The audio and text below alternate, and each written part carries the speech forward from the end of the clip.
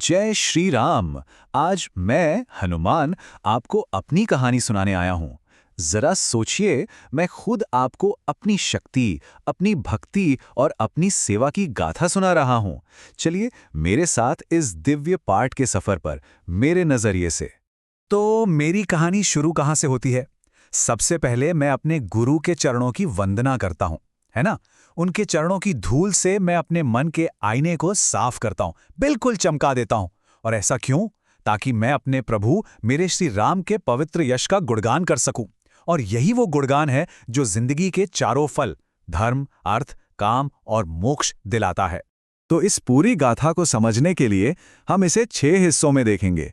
हम शुरुआत करेंगे एक विनम्र प्रार्थना से, फिर मेरे ज्ञान और रूप की बात होगी।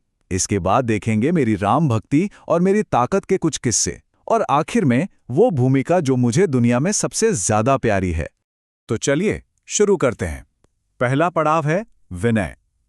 क्योंकि देखिए, कोई भी बड़ा काम हो, उसकी शुरुआत हमेशा विनम्रता और समर्पण से ही तो होती है। मेरी भी कहानी यहीं से शुरू होती है। मैं अपनी शुरुआत खुद को बुद्धिहीन मानकर करता हूं। आपको अजीब लगेगा, है ना? पर सच तो यही है कि मेरे प्रभु के आगे मेरा ज्ञान क्या है? कुछ भी नहीं। मैं पवन कुमार को याद करता हूं, उनसे कहता हूं, प्रभु मुझे बल दो, बुद्धि दो, विद्या दो और मेरे सारे दुख, सारे विकार दूर कर दो। जानते हैं, यही पूरा समर्पण ही मेरी असली ताकत है। अच्छा, तो इस समर्पण के बाद चालीसा बताती है मेरे उन गुणों के बारे में जिनकी वजह से मुझे मेरे प्रभु की सेवा का सौभाग्य मिला। सब मुझे ज्ञान गुण सागर कहते हैं, ज्ञान और गुणों का समंदर।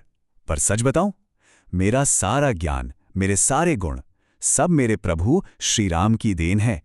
मैं तो बस एक जरिया हूं। मेरी जो भी पहचान तीनों लोकों में है, वो मेरे स्वामी की वजह से है। बस यहीं से मेरे उस विराट रूप की कहानी शुरू होती है। मेरे कई नाम हैं और हर नाम में मेरी पहचान का एक हिस्सा छुपा है। मैं रामदूत हूं, मतलब मेरे प्रभु का संदेशवाहक। मैं अतुलित बलधामा हूं, यानी जिसकी शक्ति का कोई माप नहीं। मैं अपनी माँ अंजनी का पुत्र हूं और पवन देव का बेटा पवन सुत भी। हर एक नाम मेरे जीवन का मकसद बताता है। तो सवाल उठता है कि मैं दिखता कैसा हूं? अब चालीसा मेरे उस महावीर रूप के बारे में बताती है, वो रूप जिसे देखकर दुश्मन कांप जाते हैं और भक्तों का सारा डर दूर हो जाता है। कल्पना कीजिए, मेरा शरीर सोने की तरह चमक रहा है।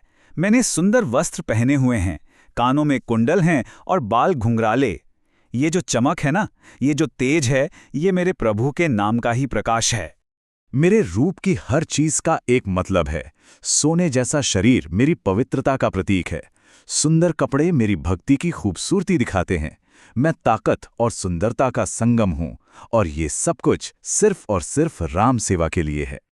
लेकिन रुकिए, बात यहीं खत्म नहीं होती। मेरे हाथ में वज्र जैसी गदा है और धर्म का झंडा है, और मेरे कंधे पर जनेऊ जो मेरे ब्रह्मचर्य और समर्पण को दिखाता है।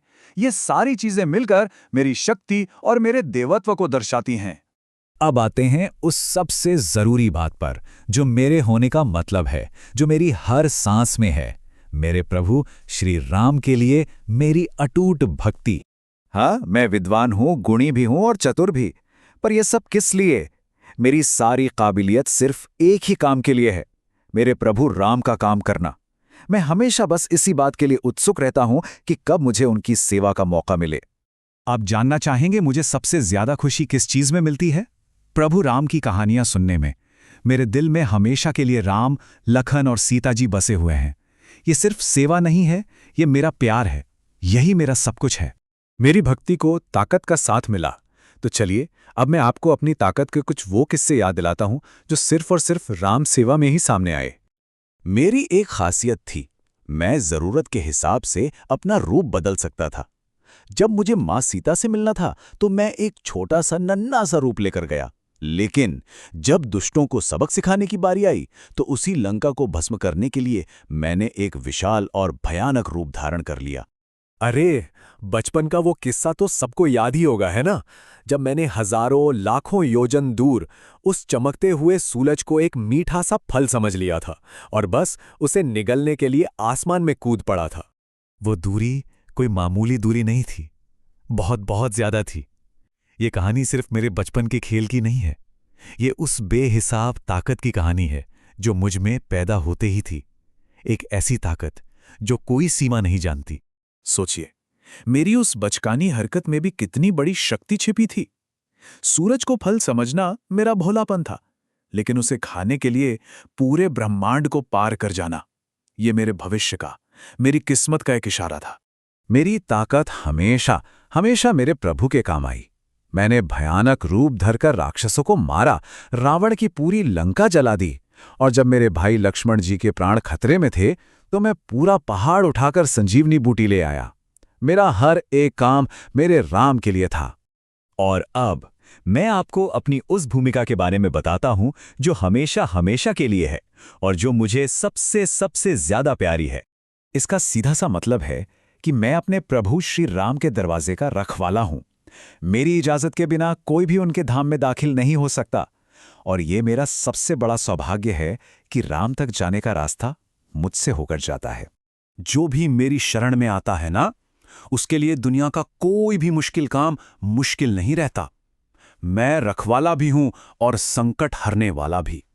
भक्तों के लिए मेरी कृपा से बड़ा कोई वरदान नहीं। तो मेरी कहानी क्या है? एक साधारण से वानर की निस्वार्थ भक्ति और बेहिसाब शक्ति की कहानी। कभी सोचिएगा कि कैसे ये कहानी सदियों से आज तक करोड़ों लोगों को हिम्मत देती आई है। शायद इसलिए क्योंकि हम सबके अंदर एक हनुमान है जो सेवा और भक्ति से अपनी असली ताकत को जगा सकता है।